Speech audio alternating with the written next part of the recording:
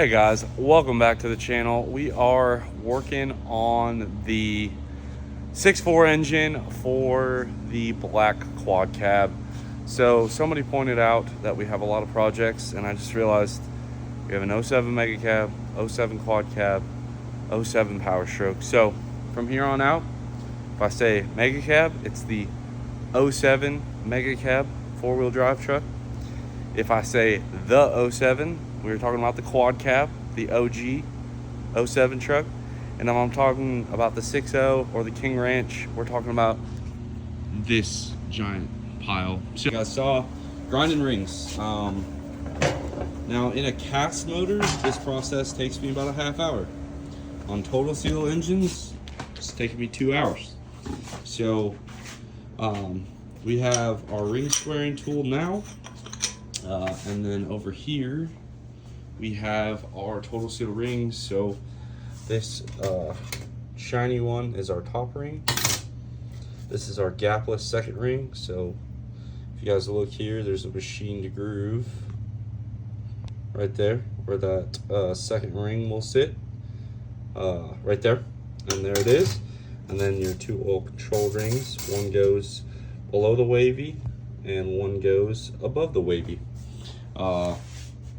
I normally just check all the gaps and then I start going from there. On the total seal stuff, I'm not going to tell you guys what I got these to for several reasons. Number one, it really just depends on your piston to wall. It depends on what rings you're using as far as size, and then how they are designed. And if you look over here, you can kind of see what I'm talking about with the different rings there. So not to be a secret keeper or anything like that, but I don't want to give somebody a spec and then they run with that on something that it doesn't belong on. So all I can tell you is, if you're at this level of building a motor, you either know people that can help you, or you've done it enough that you know what you're doing. Anyway, I have not cleaned this block yet. I just gapped the rings, and then you guys also saw me checking cam clearance on the oil holes. When you beat the bushings in, I don't care who does it, these bushings can kind of turn. You guys see this oil hole right here? It can turn as you install it. So I always check that 4mm. I just take a drill bit that's at 4mm. And from there, what I do is push it through. If it doesn't go through, I drill the hole a little bit bigger, and then I take a glass bit here. It's small enough to fit in this journal, and I just give it a little twisty twist, knocks the burrs down, and that will be it. Now I'm gonna flip this thing over, put the crankshaft in it, or not the crankshaft, sorry, put the main caps on with some bearings and get our oil clearance. Now the nice part about this is we've already used this crankshaft in a different block.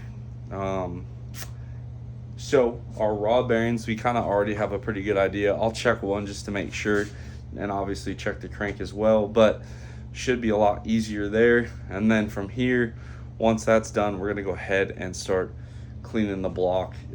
Take it, get it all sudded up, blow it out, get the WD-40 on as fast as we can so don't flash rust. But I'm not sure how far we're gonna get in this video, but we started with rings, the most tedious process in my opinion, and let's see how far we get.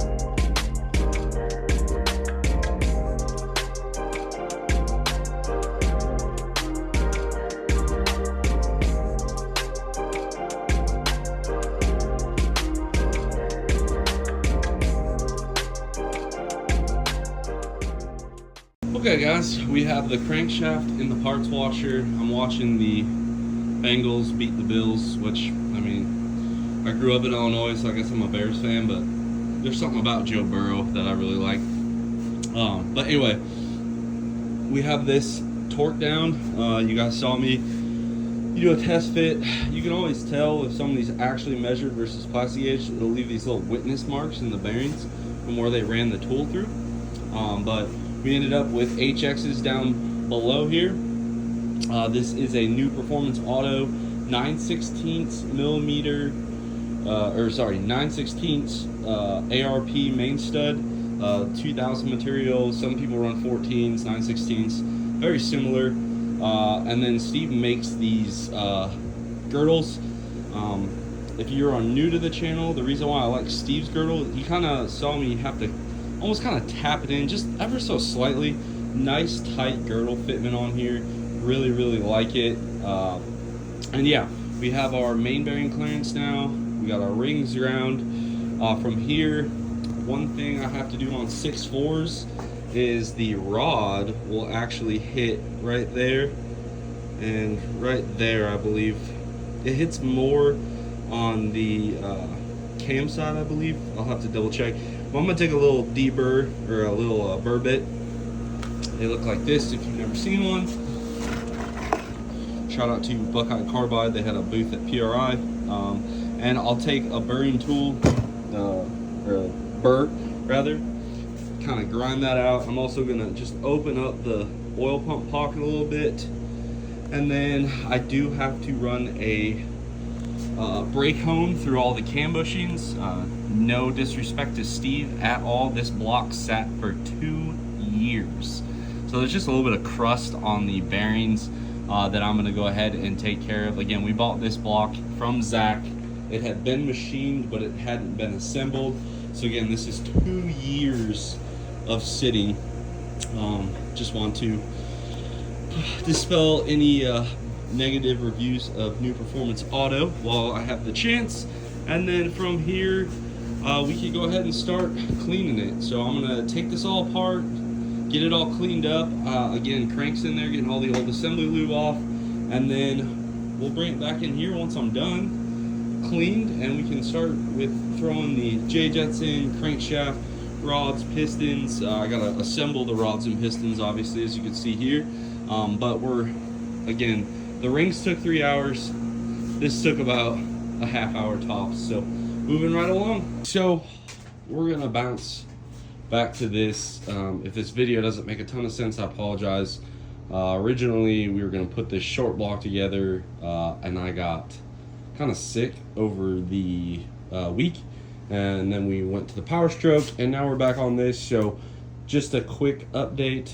All the rings are ground, everything's clean, rods are clean, bearings have been measured, everything's ready to go. We just have to assemble the short block. Now, we're not going to get super far in this video. The reason why, we are waiting on quite a few parts to come from Powder Coat. No big deal. You know, guys, this season, year, competition, whatever, I have decided we're still going to do a lot, but I'm just not going to kill myself to make it happen, make a mistake or anything like that. So we're just going to take a little bit more time on this engine build, make sure it looks as good as it should perform. And yeah, we're going to powder coat. We have like valve cover, rocker box, oil filter, housing, front case, front cover, and I think that's it for the first round. And then when we do our compounds and stuff, I definitely want to get some of that powder coated as well, just make this thing look absolutely killer. I think that's one of the things that drove me the most nuts last year, was just everything just kept getting spray painted over and stuff, and it looked all right from like 20-25 feet, not the best up close. So that's kind of what we're focusing on more so this year. So again, this video, we're just going to go ahead and get our rings on our pistons assembled, get our crankshaft dropped in, get our tappets dropped in. I'll probably throw the cam in just to hold the tappets in place so I could flip the block a bunch, but don't panic. it is going to just be bolted on with no front case.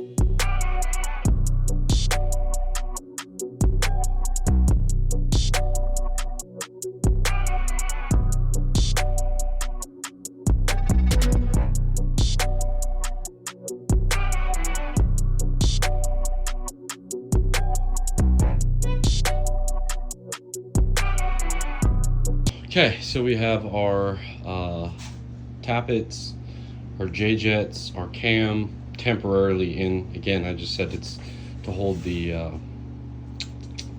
tappets from falling out, but we got our new performance auto girdle in. Crank still spins just fine.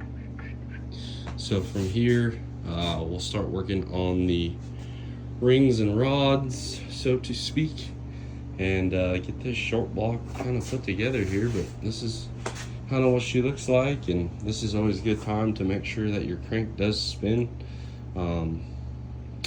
Definitely should not have put the camshaft in before I dropped the crank in, but oh well, not much we can do. Once it was already in, it just made it a little harder to get the cam and crank kind of lined up. And now we'll lube up the cylinder walls and start assembling our rotating stuff here.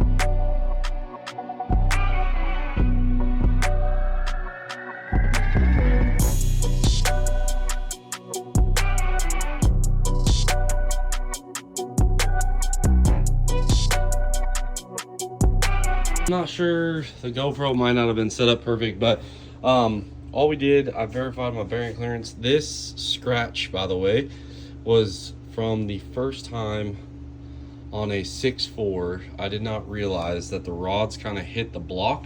So the rods hit the bottom of the sleeve got gouged, and then it gouged the piston. So I don't know, it's just kind of one of those things. I guess it's a learning experience, but yeah, I just look at those every time and laugh. We got our rings on. Again, 3-piece oil ring, 2-piece second ring, gapless, so to speak, and then our top ring.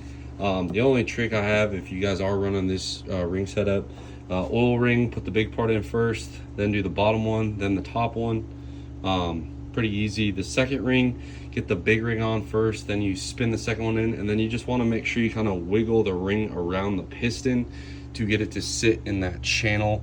There's a groove cut in that ring, and then the top ring, obviously just do that. Now I'm just gonna go ahead and throw our bearings in here, brake clean, microfiber on everything, and then we will be ready to go. I also put engine oil in the cylinders here, and then we'll also squirt some engine oil as well on the pistons and rings as I slide them in there.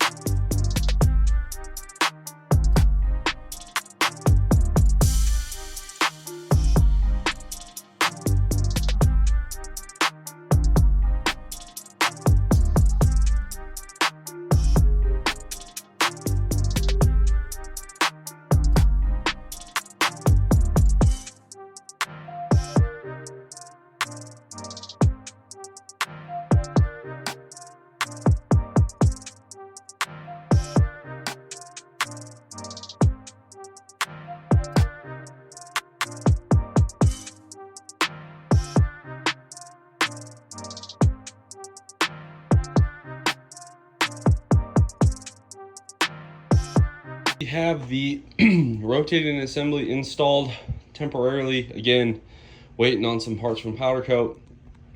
We have our waggler rods torqued in, long side towards the oil cooler, long side towards the J-jet, long side with the notch and the piston, whatever. Our new performance girdle, our 6-7 balanced and polished crankshaft. We have our diamond pistons, total seal pins, trend wrist pins. And these are used pistons, so they do have soot on them, or stains on them. But that's it. Now guys, I promise we will come back to this build series. I got a few things. Number one, powder coat. Number two, I still trying to make up my mind on cylinder heads. So for the time being, what I'm gonna do is I'm gonna just throw this oil pan temporarily on it. Just use a couple bolts to hold it, keep the dirt out. I'll tape off the top of the block, and then you guys saw there's already tape on some of this to get ready for paint. I'm just waiting for the paint to show up. Our local auto parts stores have just been out of stock. So this is where we're at. Short block's done. We have this stuff yet to go. Again, won't know a lot of that until we make up our mind on what head we're going with. And yeah, we'll get this area all cleaned up. But anyway, guys, hopefully you enjoyed a little bit of engine build content. I know it wasn't super technical. If you guys are curious on all the steps we go through to build one of these, if you go back to February, March timeframe of 2021, there is an entire 6 or 7 part episode on cleaning, measuring, speccing, all that stuff. So hopefully you guys enjoyed this one. Give it a thumbs up. Drop your comments down below. Subscribe if you are not already. And as always, guys, I will catch y'all on the next one.